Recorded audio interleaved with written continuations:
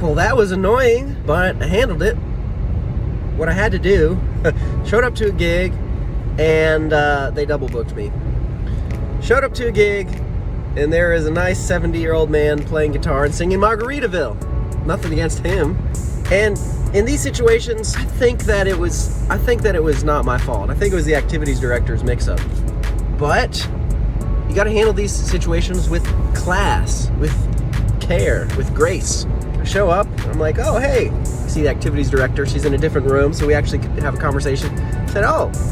I hear the guy playing. I'm like, okay, obviously there's a mix-up. So I say, it looks like there's been a mix-up or a misunderstanding or something. And she was like, yeah. Try not to admit fault. She didn't admit fault. I didn't admit fault either. And she asked me something else, like about an invoice, which distracted me. And I think maybe she was trying to get my mind off of her mistake.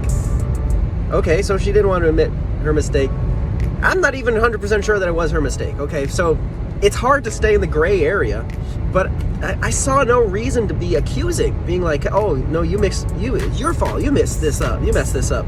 There's no reason for that. Like, you have to be in that uncomfortable gray area to handle it gracefully. Because truthfully, I didn't know if it wasn't my mistake. I thought it probably wasn't my mistake because I'm usually quite meticulous, but I'm not perfect.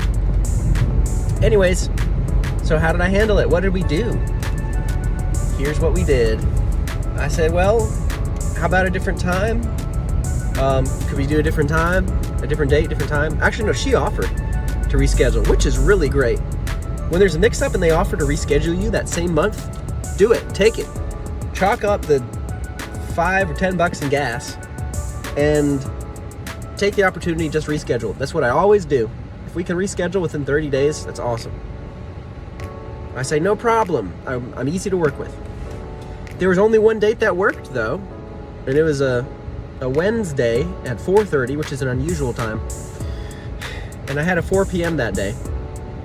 And I was like, no, I can't do that day. And then it was like, and then she said, well, I guess we'll just have to cancel. But that pissed me off, but I didn't tell her that it pissed me off because it was a good negotiation tactic. She's like, oh, we just got to cancel. I said, wait, hold on. Let me see if I can get the other one moved.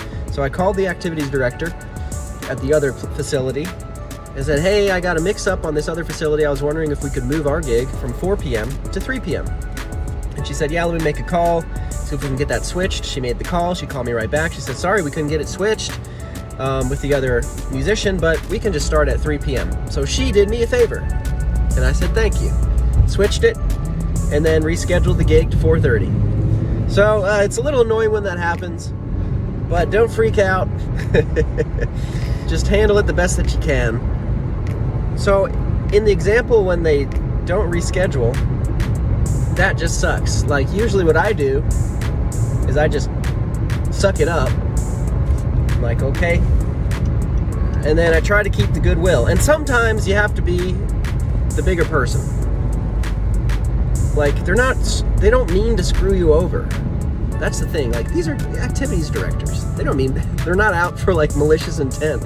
They throw parties for seniors. That's essentially what they do.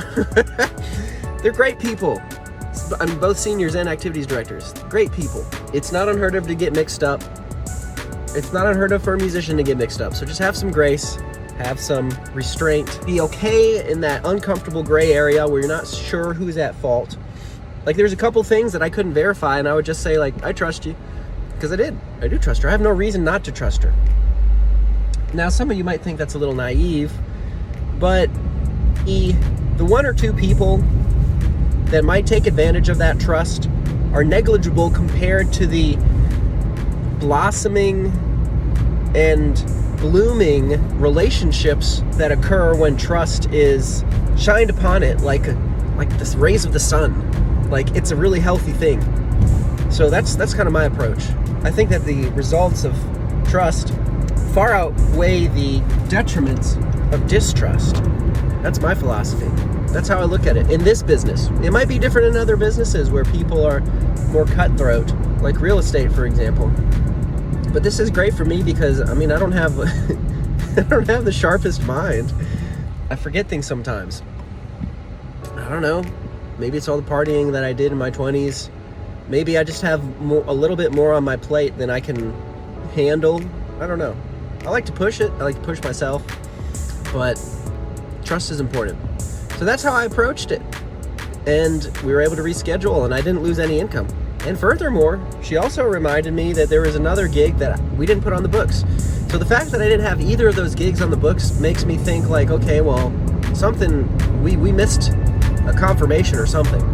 But throughout all that, I got my afternoon free, rescheduled that gig, and put another gig on the books for this month.